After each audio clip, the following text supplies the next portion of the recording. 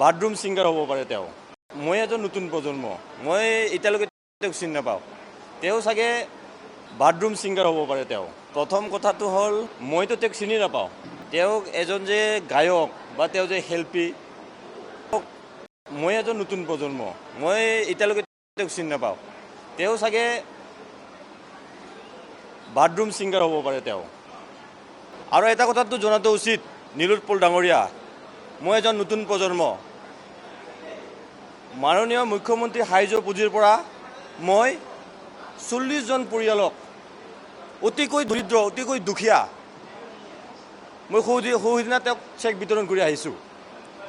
কাৰোবাক 30,000, কাৰোবাক 25,000, কাৰোবাক 15,000, কাৰোবাক 10,000, কাৰোবাক 40,000, 50,000লৈকে মই দিছোঁ। সেইটো ক'ৰ পৰা দিছে? মাননীয় মুখ্যমন্ত্ৰী সাহায্য পুঁজিৰ পৰা। কাক দিছে? কাৰোবাৰ কেঞ্চাৰ হৈছে, কাৰোবাৰ কিডনী ফেইল হৈছে, কাৰোবাৰ হৃদৰোগৰ আক্ৰান্ত হৈ আছে, বিভিন্ন ধৰণৰ, কাৰোবাৰ পেৰেলাইজ হৈ পিনে ঘৰত বহি আছে, কাৰোবাৰ ঠেং ভাঙি পিনে তাত চিকিৎসা কৰিবৰ পইচা নাই। সেইবিলাকৰ ক্ষেত্ৰত মাননীয় মুখ্যমন্ত্ৰী সাহায্য পুঁজিৰ পৰা তেওঁ চেক প্ৰদান কৰিছে। সেই নীলোৎপল ডাঙৰীয়াই অসমত নাথাকি তেওঁ মুম্বাইত থাকি তেওঁ ফেচবুক লাইভ কৰি পিনে তেওঁ মাননীয় মুখ্যমন্ত্ৰী ডাঙৰীয়াক হাজাৰ হাজাৰজন মানুহক, লাখ লাখ মানুহক মানে মুখ্যমন্ত্ৰী পুঁজিৰ পৰা তেওঁ সহায় কৰি আছে। তেওঁ অসমত নিজকে অসমীয়া বুলি যে পৰিচয় দি তেওঁ মুম্বাইৰ ৰুম ভাড়া কৰি পিনে তেওঁ যদি থাকে, তেওঁ নিজকে অসমীয়াৰ পৰিচয় কি ডাঙৰ কথা আছে। তেওঁ বানপানী যে হৈ আছে, সেই বানপানীৰ কাৰণে কি কৰিছে তেওঁ? অসমীয়াৰ কাৰণে তেওঁ কি কৰিছে? অসমীয়া গানৰ কাৰণে, অসমীয়া গায়কৰ কাৰণে, অসমীয়া শিল্পীৰ কাৰণে কি অৱদান কৰিছে তেওঁ?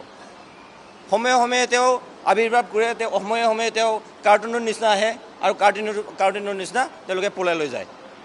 কাৰ্টুন হ'লে নহ'ব, নিজকে যদি প্ৰতিষ্ঠিত এজন শিল্পী হিচাপে তেওঁ আপুনি যদি গঢ়িব বিচাৰিছে, আপোনালোকে অসম আৰু অসমীয়াৰ কাৰণে কথাটো পাতি অসমৰ কাৰণে, অসমীয়াৰ কাৰণে সকলোৱে মিলি কামটো কৰিব লাগিব।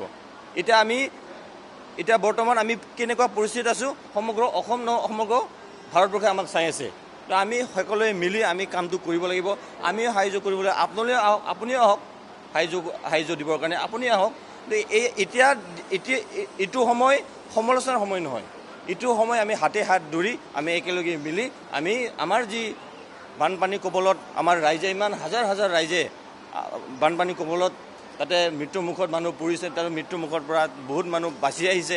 তেওঁলোকৰ লগত গৈ আমি একেলগে মিলি, ইয়াত দল বিৰোধী তেনেকৈ নহয়, ইয়াত কাৰোবাক ভাল পায় কাৰোবাক বেয়া পায় সেনেকৈ নহয়, আমি সকলোৱে মিলি আমি নিজৰ অসমীয়া হিচাপে পৰিচয় দি আমি সকলোৱে মিলি জাতি বৰ্ণ নিৰ্বিশেষে আমি সকলোৱে মিলি আমি সেইজন আন্তজনৰ ওচৰত গৈ তেওঁলোকক যাতে অসুবিধা যাতে নহয়, সেইটোত আমি সহায়ৰ হাত আমি সকলোৱে মিলি আগবাঢ়িব লাগিব।